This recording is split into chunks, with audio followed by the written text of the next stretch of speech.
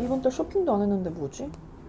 넷플릭스, 왓챠, 웨이브, 아마존 프라임, 애플 피트니스, 애플 TV. 와, 숨만 쉬어도 12만 원이 나가네.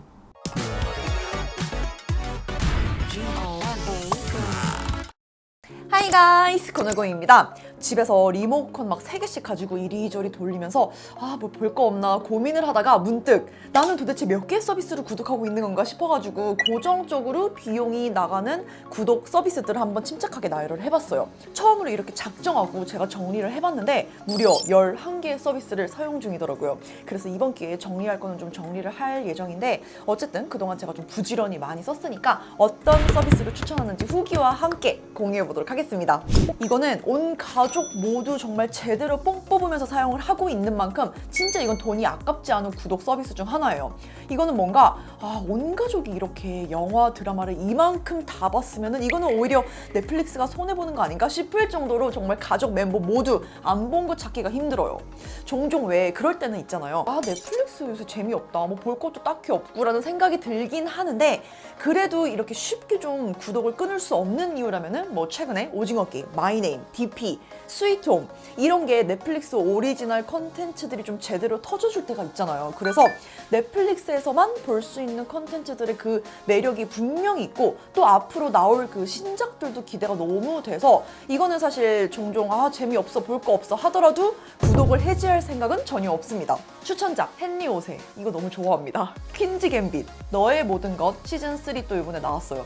버드박스, 그리고 최근에는 마이네임 너무너무 재밌게 잘 봤어요. 왓챠에서 컨텐츠 검색을 하다 보면 항상 느끼는 게 와, 이런 것도 있어? 싶거든요.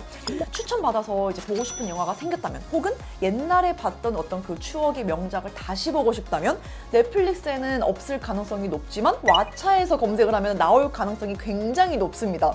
이게 뭔가 없는 컨텐츠가 없는 것 같은 게 왓챠의 최대 장점인 것 같긴 한데 그런데 또 기존에 이미 다양하게 꾸준히 영화, 드라마 열심히 챙겨보는 사람이라면 이 왓챠가 뭔가 양은 많지만 딱히 볼만한 건 없다는 것도 개인적으로 매번 구독 해지를 고민하게 되는 이유 중 하나인 것 같아요. 그런데 또 최근에 왓챠 익스클루시브라고 해가지고 올라오는 것들이 진짜 재밌어요. 시작은 킬링 이브로 해가지고 와이 우먼 킬, 이거는 압도적. 그리고 디액트 재밌었어요. 옛날 드라마나 영화가 너무 보고 싶을 때 또 간혹 올라와서 사람을 막 진짜 압도시키는 와이 우먼 킬 같은 그런 드라마들 때문에 앞으로도 고민은 계속 하겠지만 구독을 유지할 가치는 충분히 있는 것 같습니다. 처음에는 웨이브 앤 데이터 기본 이용권을 쓰고 있었어요. 그래서 그냥 스마트폰이나 아이패드에서 그냥 거기서만 이제 보고 싶을 때 보는 용도로만 사용을 했는데 얼마 전에 T 우주 패스 서비스를 시작을 하면서 드디어 집에 있는 스마트 TV로도 바로 웨이브 볼 수 있게 됐습니다. 그래서 저는 일단 이게 너무 만족스러워요. 넷플릭스와 왓챠가 해주지 못하는 것들을 웨이브가 기본적으로 하기 때문에 공중파 예능, 드라마 이런 것들은 보고 싶은 게 꼭 하나씩 생기거든요. 그리고 또 이상하게 저는 밥 먹을 때 영화, 드라마가 아니라 예능을 항상 무조건 틀어놔요. 그냥 흘러가도 되는 것들. 그래서 저는 티우즈 패스 올 구독을 하고 있고 또 여기에 제가 평소 잘 쓰는 서비스들 포함해서 웨이브도 넣었기 때문에 최근 들어 가장 알찬 서비스인 것 같아요. 그리고 또 마침 얼마 전에 꼬꼬무가 정규 편성이 돼서 시작을 했거든요. 꼬꼬무 보고 저는 또 골 때리는 그녀들 보고 이 프로그램이 주는 재미가 너무 커서 저는 웨이브는 많이 보진 않아도 그래도 이제 딱 간혹 즐거움이 있기 때문에 당분간 구독은 계속 할 예정입니다. 쿠팡 플레이 이거 좀 애매하죠. 이걸로 뭘 보는 게 없어서 그냥 그걸로만 딱 봤을 때 솔직히 너무 아깝긴 한데 그런데 이건 제가 기존에 쿠팡 로켓 배송을 사용을 하고 있어서 그래서 사실 보지 않아도 아깝다는 생각은 안 들어요. 월 2,900원이라는 이 가격도 상대적으로 진짜 저렴하니까 최근에 보니까 SNL 코리아도 이제 쿠팡 독점 오리지널이라고 해서 이렇게 올라오던데 몇 편 재밌게 보긴 했지만 뭐 여전히 큰 매력은 없습니다. 쿠팡에서 기존에 쇼핑을 안 하는 분들이라면 굳이 쿠팡 플레이 때문에 돈을 내고 와우 멤버십을 쓸 필요는 진짜 없습니다. 티빙은 끊을 수 없어요. 근데 정말 딱 하나 아쉬운 거는 제가 집에서 사용하는 스마트 TV는 지원하지 않는 기기라서 TV로 바로 못 보고 제가 이제 보고 싶은 게 있을 때마다 에어플레이를 해야 돼요. 이게 너무 속상하긴 한데 TV엔 예능, 드라마 확실히 재밌긴 하잖아요. 또 이게 넷플릭스에 바로 안 올라오는 것들도 있어요. 기다리고 있었던 지리산도 시작을 했고 또 수우파, 유퀴즈, 환승연애 뭐 이런 거는 다 여기에 있기 때문에 요즘은 확실히 웨이브보다 티빙이 더 재밌는 것 같긴 합니다.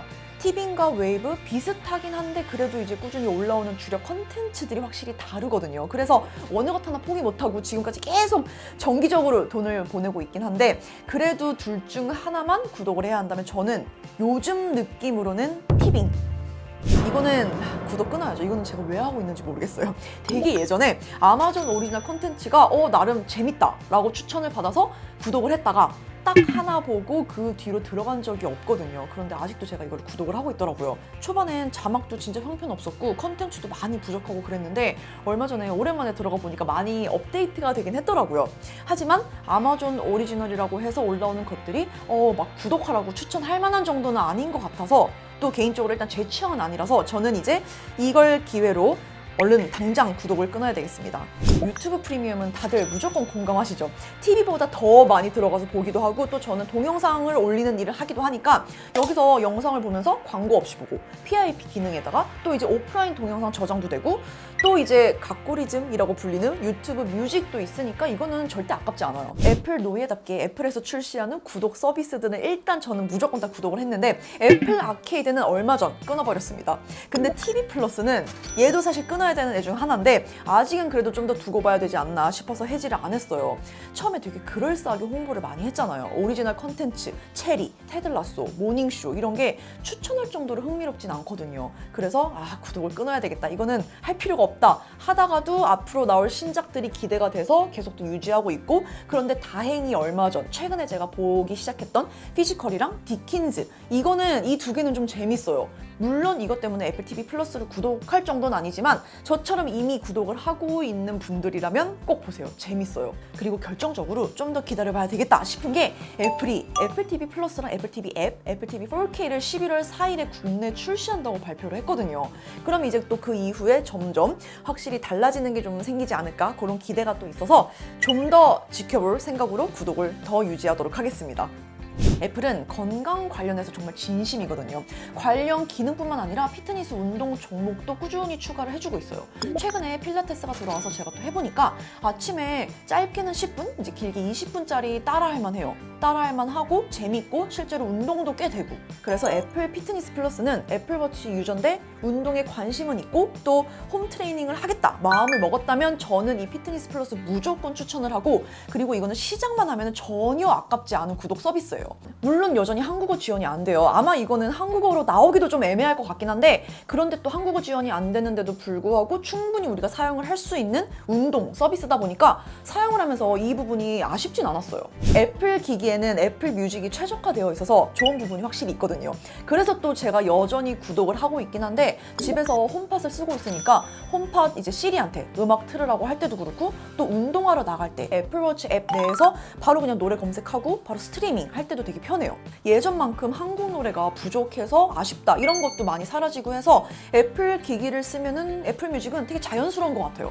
그런데 제가 이제 스포티파이 구독을 딱 시작한 이유가 사실 테슬라 때문이에요. 테슬라에 이게 들어온다는 이야기가 있어서 빠르게 구독을 했거든요. 그런데 여전히 한국에는 업데이트가 안 됐지만 또 최근 루머로는 테슬라 다음번 업데이트에 들어온다고 하니까 열심히 기다리고 있습니다.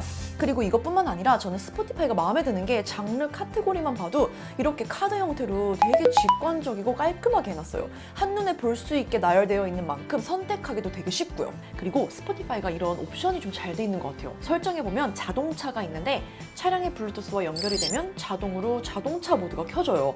그럼 이렇게 애플워치 UI처럼 다른 복잡한 디자인 없이 좀 큼직큼직하게 필요한 것만 심플하게 보여줍니다. 오늘 이렇게 한번 딱 정리하고 나면은 한 절반은 없애버려야지 싶었거든요. 그런데 이렇게 훑어보니까 또 취소할 만한 게 아마존 프라임 말고는 딱히 없어요.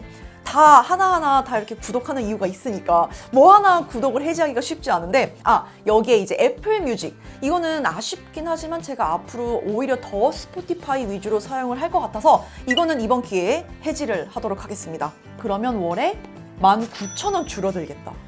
근데 왜 이게 별로 위안이 안 되지? 그쵸? 다른 걸 줄여야 되겠죠?